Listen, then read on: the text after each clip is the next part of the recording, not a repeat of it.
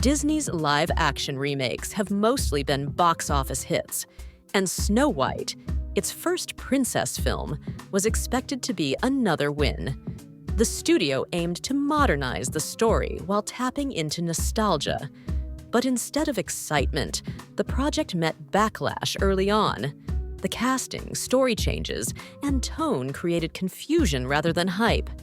What should have been a surefire crowd pleaser became polarizing. Disney hoped to blend old magic with new values, but the balance didn't land. What started as a celebration of a classic evolved into a lightning rod for online criticism and corporate missteps. Snow White is a beloved character. She's an aspirational princess that young people, particularly young girls, have looked up to and admired for decades and decades. So to have the opportunity to take that character and all the beloved characters from the film and to take what is classic and timeless in the story and the characters and bring it to life in live action for a whole new generation is a very exciting, gratifying experience. We had many conversations in the process of developing Snow White as to what elements from the original had to be in the film. Of course, you start with the character, Snow White, a version of the prince, and the beloved characters of Dopey, Grumpy, Doc, Happy, Bashful, and Sleepy, and Sneezy. And so those characters are present, their personalities are all present, the elements, the attributes that we love about all of them are present. Similarly, there are images from the film. The red apple, the poison apple, the old hag, the mirror on the wall. Very specific images of Snow White picking apples in the orchard, and from behind her the huntsman approaches and we see her silhouette on the rock. Throughout the film there are many such Easter eggs where you'll see an image that's lifted from the animated film as an homage in a most respectful way, in a way that if you're familiar with the original, your eyes will widen with delight. Mark is someone I've tried to work with a long time, since I saw his first film, 500 Days of Summer, which had a fantastic musical number in it, which led us to a conversation many, many years ago about collaborating on a musical film. Mark has young kids, a young daughter, and similar to me, the character Snow White spoke to him, because I think he also found that character aspirational for young people. And in an adaptation, we had the ability to go beyond the animated film, which is only 83 minutes long. So we had the opportunity to take the character and all that's wonderful about her and elevate her. Rachel Zegler's casting as Snow White initially generated positive buzz, especially as a diverse rising star. However, reactions turned sour after interviews showed her criticizing the original film. Instead of embracing her role, she distanced herself from the classic, calling it weird and mocking the prince. Longtime fans felt disrespected, while newcomers weren't sold either. Her modern feminist take didn't feel celebratory, it felt dismissive. Rather than inspiring excitement, she alienated core Disney audiences. What should have been a breakout role became a PR problem, casting doubt on her suitability and Disney's overall direction. Zegler's interviews painted her as out of touch and ungrateful. Instead of speaking with affection for the role, she often mocked it, labeling the prince a stalker and saying Snow White wouldn't need saving. Her confident tone came across as arrogant to many viewers. Online, clips of her interviews went viral, drawing criticism from both conservatives and Disney loyalists. Even those supportive of modern takes found her attitude alienating. What could have been empowering felt snarky and bitter. Instead of building hype, her press presence became a meme-worthy disaster that deeply damaged the film's public perception. I think the animated film brought this brand new idea of the Disney princess to view, which was such a new concept for film at the time. It was also a massive feat to be accomplished of a feature-length film that people wanted to bring their kids to, and that excuse to actually bring your kids to a feature-length film was a really amazing thing that they were able to accomplish in 1937. But also just the values of Snow White, the kindness, her beauty, the way she treats wildlife and all of the people that she meets, and having someone to root for and someone to root against. It's a timeless concept, and I think that's why it continues to mean so much to people. I'm such a huge Mark Webb fan. The Only Living Boy in New York, 500 Days of Summer, his amazing Spider-Man movies. I really have such a love and appreciation for him. And over the course of these couple years making this film, it was very clear that this was kind of a love letter to his children. He has a young daughter and a young son, and I could just tell that every frame was made with such a deep love for who his daughter will grow up to be and why he found this story so important to tell. I could just see every day how much care he brought to this character. And I remember in art chemistry read thinking he had brought such a lovable cynicism to this character that not a lot of people, I think, thought to bring in those chemistry reads. So I knew the moment I met him that he got it. And I'm really happy that he did. We have such a fun time working together, and I hope people fall in love with the love story because it's so important.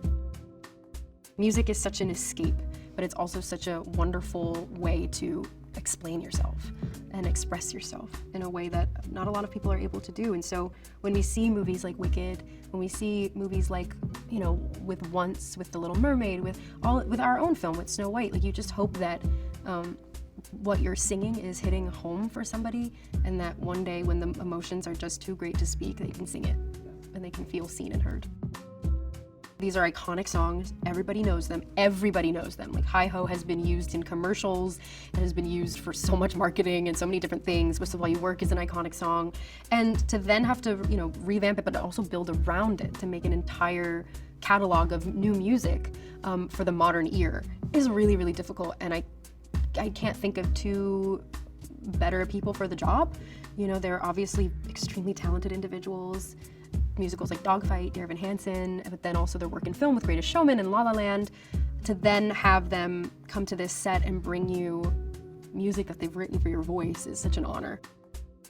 The first time I heard Waiting on a Wish was when I was preparing for my screen test for the film. I was working on a movie in Atlanta, and my closet was soundproof in my building, and so I called my vocal coach, Joan Lader, and I said, I need to swear you to secrecy. Like, you can't say that you heard any of this, but this is Pasek and Paul's new song for the new Snow White, and I have my screen test in LA, and I really want to get it, so please help me. And we worked on it, and I just remember thinking, what an incredible thing that young girls will get to hear this. Young people in general, but she does talk about being the girl she's meant to be. Once backlash snowballed, Disney was stuck. Defending Ziegler could inflame critics, but distancing from her might spark accusations of silencing women of color. Disney's usual PR playbook didn't work. Online discussions centered on wokeness, disrespect for classics, and corporate hypocrisy. The film's narrative was hijacked by culture war debates, not anticipation. Every press move was scrutinized, and Disney's silence or vagueness only made it worse. The company couldn't control the story, and the film became a symbol of everything critics accused modern Disney of being: preachy, disconnected, and more focused on politics than storytelling. The controversy grew beyond movies. It became political. Conservatives bashed Disney for woke changes, while progressives defended inclusivity and Ziegler's outspokenness. Social media turned the film into a battleground over identity, nostalgia, and artistic direction. Hashtags trended, memes exploded, and boycott calls spread. Instead of uniting fans, Snow White split them. The film became more about what people believed Disney stood for than the story itself. Disney wasn't just selling a fairy tale. It was seen as pushing an agenda. In the noise, the film's actual content got buried, overshadowed by ideological debates and PR missteps. The original Snow White is still revolutionary. It's a piece of art. It is fantastic. And I think at the time, it's very hard for us in this moment to go back and think of how monumental that achievement was, how many years it took to make it, but also just the Walt Disney's appetite for invention. and his creativity was something magnificent. I wanted to touch on Snow White's, obviously her optimism, her grace, her beauty, her warmth, her kindness, but I also wanted to find and develop her agency, her sense of self, what she was after. And I felt like it was important for this character, Snow White, not only to be all those things, but to be a little bit of a leader. And in a sense, the story has a simple plot, which is she goes out looking for her father and she finds herself. There's a kind of poise and kindness and sweetness that I think lives in Rachel. But of course, what is sort of profound is her ability to sing, her voice. She is technically extraordinary, but also can find emotional currency in her voice in a way that I've never really seen before personally, that I've never worked with an actor that has that kind of magnificent vocal quality that is so crucial in a musical, and she can, not only can she belt and sing in such a big, profound way, she can act through her vocals. You can't look away. That's just something built into the wonderful Gal. But then Gal was also able to have fun, and she could eat the scenery, and she could be delicious, and there was something kind of that you haven't seen Gal do before. I think Gal is known for her austerity, and the Wonder Woman is she is so good and thoughtful, and the idea that she could play and be dangerous and maybe eat you alive is a really exciting thing to see her do. Reports suggested production troubles, delays, reshoots, and leaks. Photos showing a non-traditional cast of dwarves stirred even more backlash. Disney's vision looked unclear. Was this a serious feminist retelling or a fun, magical update? The tone seemed inconsistent. Leaks didn't help, as images clashed with fan expectations. Internally, there likely was confusion about how far to modernize without losing the original's charm. The creative direction felt muddled. For audiences already skeptical, these behind-the-scenes issues signaled deeper problems. Instead of feeling like a bold reimagining, the film seemed lost, trying to please everyone and ending up pleasing no one. Originally set for a 2024 release, Snow White was pushed to 2025. Officially, the delay was blamed on strikes, but many believe it was to let the controversy cool down. Disney needed time to fix the PR mess, rework marketing, and possibly re-edit the film. Delaying allowed distance from the backlash and gave them room to plan a softer reintroduction. It was a tactical retreat to avoid further damage. But delays also signaled uncertainty and fear, not confidence. For a major studio to pause such a high-profile film shows just how off-course things had gone. After facing criticism over casting real actors instead of little people for the Seven Dwarfs, Disney quietly changed course. New leaks showed that the dwarfs were now CGI, suggesting the studio tried to undo the backlash without officially admitting fault. The original attempt at inclusivity was poorly communicated and widely mocked.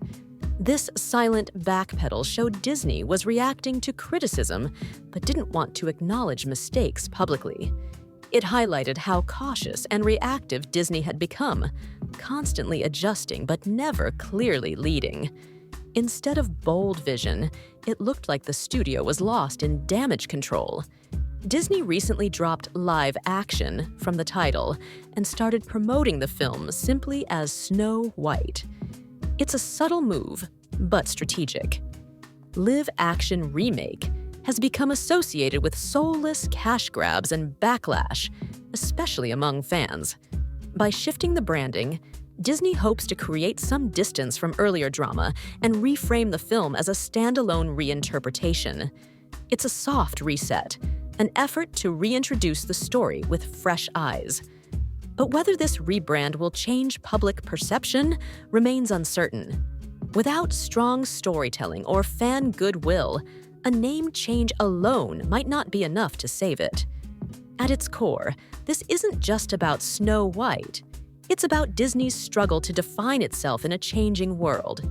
The studio is caught between honoring its legacy and appealing to modern values.